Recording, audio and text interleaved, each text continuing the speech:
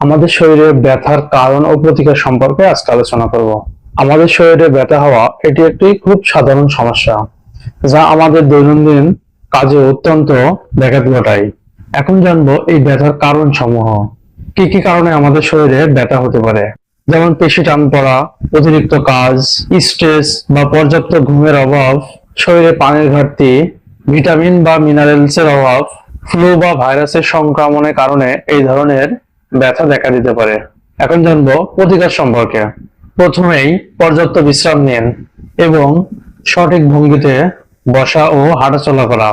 ব্যথার জায়গায় গরম বা ঠান্ডা পানির সেক দেওয়া।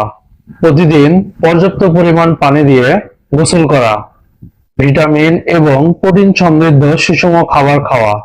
হালকা ব্যায়াম বা স্ট্রেচিং করা এবং ব্যথাযুক্ত স্থানে প্রতিদিন নিয়ম করে কিছু সময় ধরে ম্যাসেজ করা, যার ফলে রক্ত সঞ্চালনের পরিমাণ বৃদ্ধি পায়। ফলে দেখা যায় যে ব্যথা কমে যায়।